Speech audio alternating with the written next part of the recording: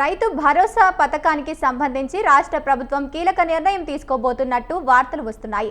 ప్రస్తుతం పెట్టుబడుల సాయం కింద రైతులకు ఏడాదికి 12,000 ఇస్తోంది. అయితే ఈ మొత్తాన్ని 2 దఫాలుగా ఇస్తోంది.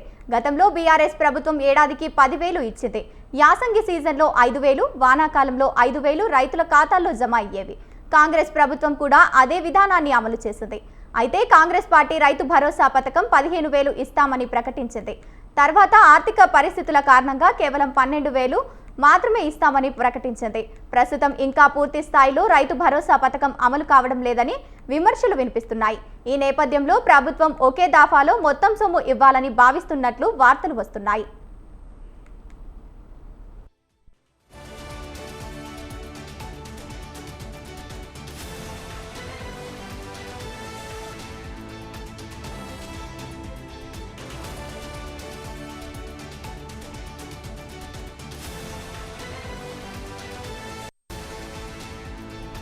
రైతులకు 2 విడతల్లో రైతు భరోసా ఇవ్వడం వల్ల ఏ సీజన్కు ఆ సీజన్లో రైతులు పెట్టుబడి సాయాన్ని వినియోగించుకునేవారు.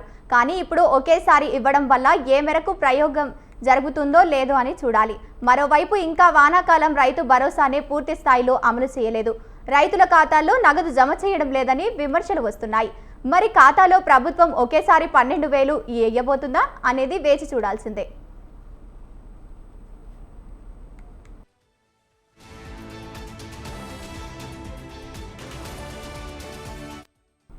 రైట్, ఇక ఇదే అంశానికి సంబంధించి మరింత సమాచారాన్ని తెలంగాణ బ్యూరో చీఫ్ వేణు అందిస్తారు. వేణు, చెప్పండి.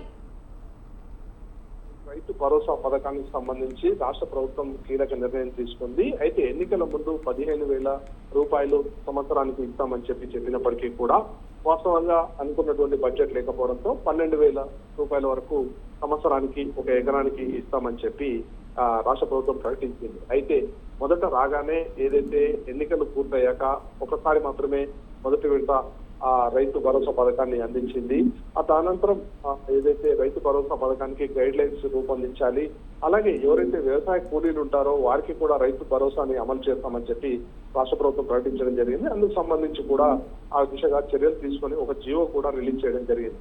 అయితే వాస్తవంగా చూసుకుంటే ఒక దఫా మాత్రమే రిలీజ్ చేసి దానంతరం దఫాలుగా వివిధ జిల్లాల్లో మేము రైతు భరోసా పథకాన్ని అమలు చేస్తామని చెప్పి రాష్ట్ర ప్రభుత్వం ప్రకటించింది. అయితే కొన్ని జిల్లాల్లో కొంతమందికి పూర్తి స్థాయిలో అంటే అక్కడ ఉన్నటువంటి ప్రతి రైతుకు కూడా రైతు భరోసా పథకాన్ని అమలు చేసింది. అయితే వాస్తవంగా చూసుకుంటే చాలా జిల్లాల్లో మాత్రం ఇంకా రైతు భరోసా పథకం పూర్తి స్థాయిలో కూడా అమలు కాలేదు. అయితే ఈ నేపథ్యంలో ఇక రాష్ట్ర ప్రభుత్వం ఈ ఏడాది నుండి ఒకేసారి రైతు భరోసా పథకానికి సంబంధించి 12,000 ఒకేసారి అందించాలని చెప్పి కూడా రాష్ట్ర ప్రభుత్వం భావిస్తున్నట్టు మనకు సమాచారం.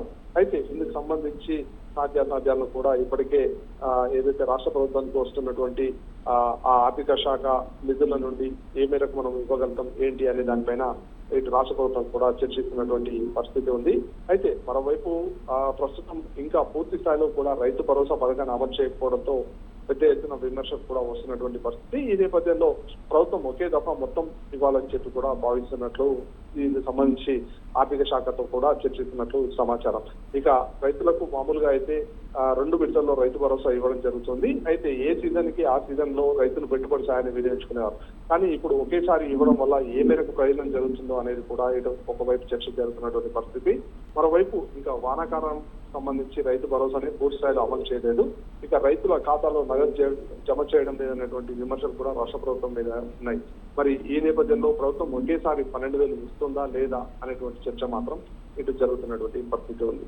ముఖ్యంగా రైతులు ఏదైతే రైతు భరోసా ద్వారా కాస్త సహాయాన్ని అందిస్తే మేము ఇటు వర్షాకాలంలో ఏదైతే రానున్నటువంటి వర్షాకాలంలో వర్షాధారిత పంటలైనా పండించుకుంటామని చెప్పి ఇటు ధీమా వ్యక్తం చేస్తున్నటువంటి పరిస్థితి రైతుల నుండి ఉంది.